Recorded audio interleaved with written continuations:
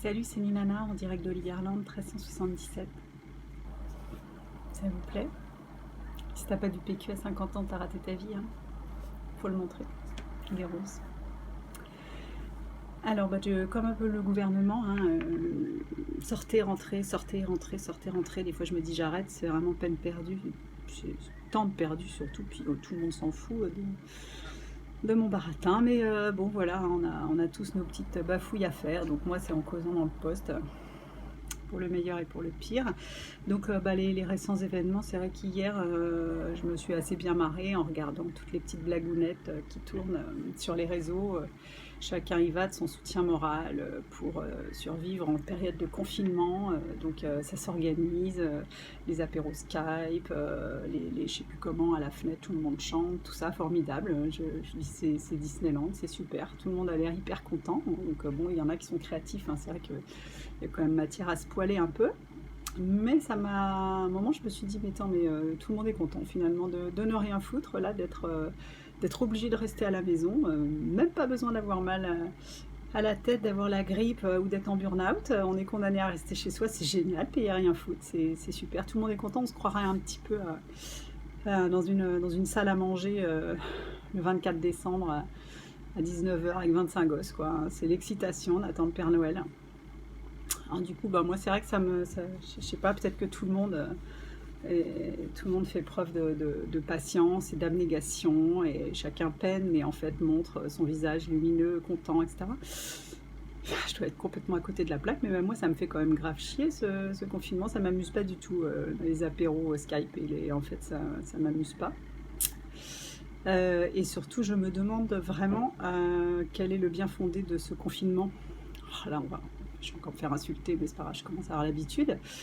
Mais ça paraît quand même hallucinant. Et puis, j'ai lu un article assez passionnant hier que j'ai partagé de Jean-Dominique Michel, qui est plutôt bien placé, lui, pour s'exprimer sur la question, tout comme le docteur Raoul.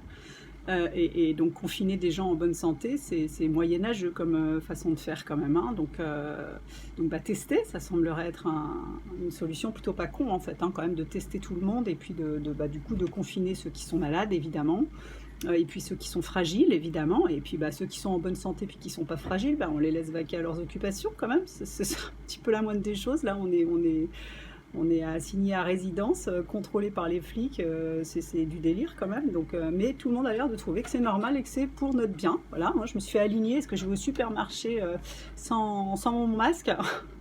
Non, les masques, c'est les gens qui sont malades qui doivent en porter. Puis accessoirement, il y en a déjà pas assez pour le personnel de santé. Donc qu'est-ce que tu vas acheter ton litre de lait avec un masque? C'est complètement con, donc je t'emmerde.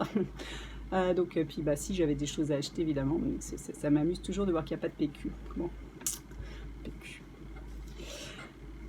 Donc j'essaie de comprendre en fait la logique de toute cette affaire, parce que les Sud-Coréens, eux, ils sont apparemment bien moins cons que nous. Ils ont testé tout le monde et puis continuent de travailler.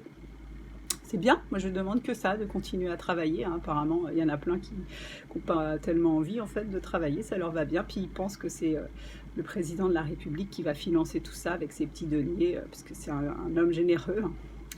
Non, enfin on va nous tendre la note à la fin, hein, on va nous tendre la note. Donc là ça fait une semaine que ça dure, la plaisanterie. Bon, ça y est, c'est bon, là on a compris, là, mais il faudrait peut-être qu'ils arrêtent leurs conneries. Donc je veux dire, en fait, au départ, effectivement, on a un peu ricané face à ce virus qui semblait assez bénin, et puis il s'avère que il n'est pas si inoffensif que ça, c'est un fait. Mais selon ce que disent les scientifiques, il est à la fois inoffensif, enfin anecdotique pour la plupart des gens, mais très contagieux, c'est un fait. Et puis pour des gens qui sont fragilisés par une autre pathologie, là ça peut virer un peu à la cata. Donc effectivement, c'est ce qu'on constate en Italie notamment, c'est un petit peu la merde, ça a été un peu le cas en Chine, et peut-être bien qu'on va suivre de près l'Italie, hein, c'est ce qui se profile. Donc ça tombe un peu, hein. Alors les médecins, oui, ils sont quand même en première ligne, donc c'est un petit peu logique qu'il y en ait qui y restent, puis qu'ils n'aient pas de masque, c'est quand même l'hallucination totale. Qu'il n'y ait pas assez de lits non plus, c'est pas vraiment une surprise, hein, puisqu'on a saccagé notre système de santé depuis plusieurs années. Là, tous les gouvernements se sont passé le mot, donc là, ils se le sont pris en pleine tête. Donc il a fallu agir vite. Et comme par hasard, au moment d'un conseil des ministres consacré au coronavirus, en loose day, en même temps, on te fait un petit 49.3 pour faire passer la réforme des retraites, pendant que tout le monde regarde à l'Est. C'est bien pratique. Et puis on enchaîne sur « Attention, c'est dangereux, nous sommes en guerre !» Et on va confiner tout le monde. Du coup, c'est vrai que globalement, les gilets jaunes confinés, ils sont quand même vachement moins gênants, hein, on va pas se mentir là-dessus. Donc voilà, nous voilà tous confinés, comme des cons. Et puis ça va durer encore apparemment 6 semaines, là. C'est juste du délire. C'est-à-dire que si ça s'arrêtait maintenant, bon, on pourrait espérer que les conséquences économiques ne soient pas catastrophiques, mais 6 semaines de plus, c'est la cata, quoi. Donc j'ai l'impression qu'il y a pas mal de gens, alors bon, je suppose que les chômeurs, ils s'en cognent, je suppose que ceux qui sont en burn-out, ils s'en cognent aussi, je suppose que peut-être une partie des salariés en télétravail, c'est pas facile avec les enfants, c'est un fait, hein, ou arrêter chômage technique, peut-être qu'ils s'en cognent aussi, se rendent pas compte, je sais pas, mais pour une partie d'entre eux et pour les indépendants, c'est juste une cata, quoi. Donc quitte à ce que ce soit la cata, bon allons-y, balayons carrément notre système tout pourri, hein. On n'avait qu'à pas bouffer du pangolin, hein, qu'on soit occidentaux ou orientaux, on a fait n'importe quoi, donc on se le prend dans la gueule. Alors du coup que ça dure vraiment, hein, j'avoue que j'ai du mal à avaler la pilule, hein. Je ne suis pas la seule, hein, voilà. On peut aussi changer de direction tout de suite, donc c'est ce que j'espère, hein. C'est toujours pareil, mon petit côté optimiste, je me dis bon, en fait la semaine prochaine ils vont dire allez, on arrête nos conneries, on vous a confinés, on était un peu en panique, donc là maintenant on va tester tout le monde systématiquement, on va prendre du temps pour ça, tout le monde est testé, et puis les gens qui sont sains, ils font leur vie, et puis les autres on s'en occupe, on les gare correctement, on en prend soin, voilà. Puis on les soigne, hein, tant qu'on y est, à la chloroquine, puisque donc là c'est ça, là on va me dire mais faut vérifier l'innocuité de la molécule, les effets secondaires, ça peut être dangereux. Bon, alors accessoirement, elle est sur le marché depuis 1949, la molécule, donc elle est quand même, on la connaît plutôt bien. Et puis les traitements à long terme, non, c'est un traitement qui dure une petite dizaine de jours, donc voilà, les traitements anti-palu, normalement tu les utilises maximum 3 mois, bon on n'y est pas.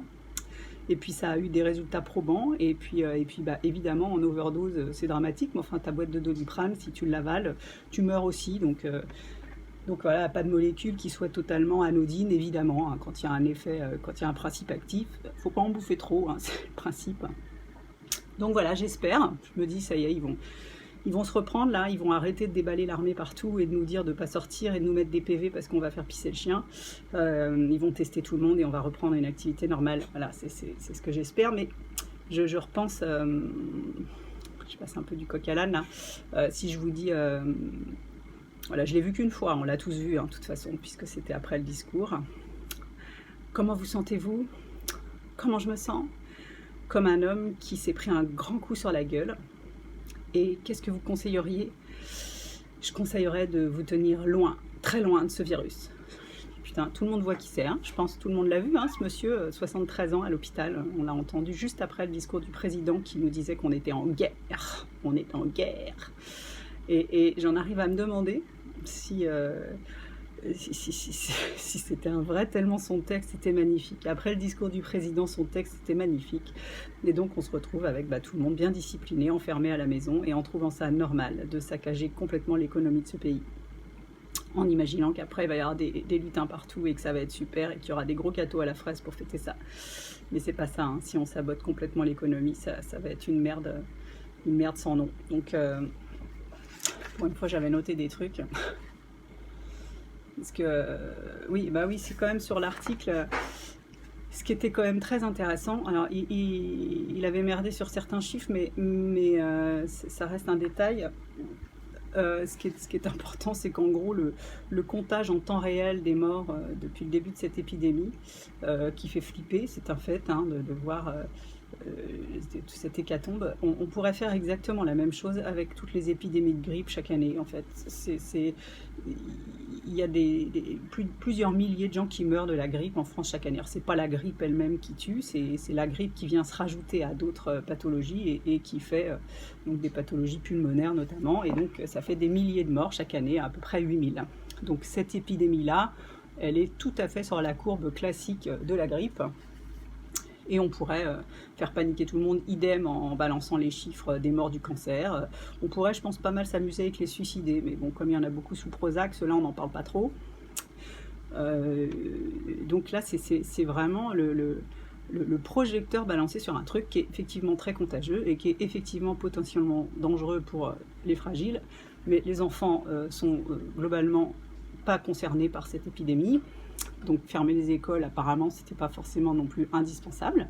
Donc nous retrouver tous dans la merde à la maison à devoir faire l'école, ce qui n'est pas inintéressant, hein, ça nous fait vivre des choses nouvelles avec nos petits chatons. Donc moi j'aime bien enseigner, je le fais régulièrement, et là avec mes propres enfants c'est une nouvelle expérience. Donc globalement ils se prêtent au jeu. Enfin c'est quand même sport, hein, avec le papa qui fait son télétravail 7 heures par jour, c'est sportif.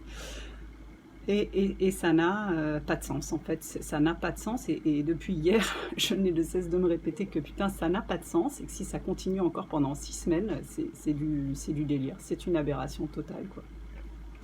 Voilà, donc plutôt tester, puis traiter à la chloroquine. Alors là, ça y est, il y en a qui me disent oui, mais bien sûr, il y a des tests qui sont faits. Il y en a pour 6 semaines de tests.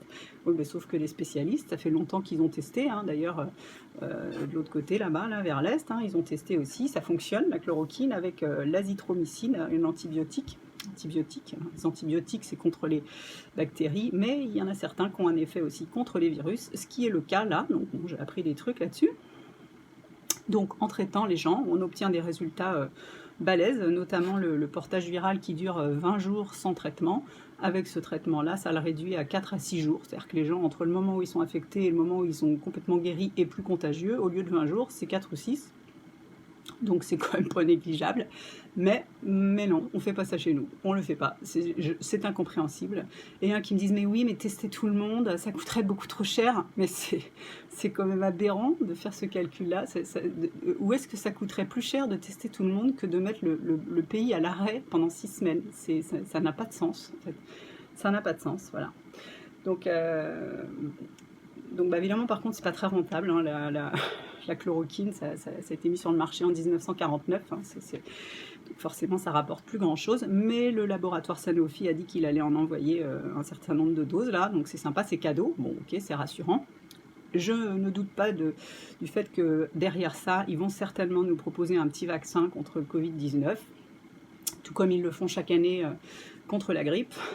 Vous êtes certainement nombreux à être des adeptes du vaccin contre la grippe, totalement inefficace, mais c'est pas grave, voilà, si je vais m'en prendre plein les dents, je vous laisse le vaccin. Il y en a une qui m'a dit, elle sera la première à tendre le bras. Non, certainement pas, non, je ne me ferai pas vacciner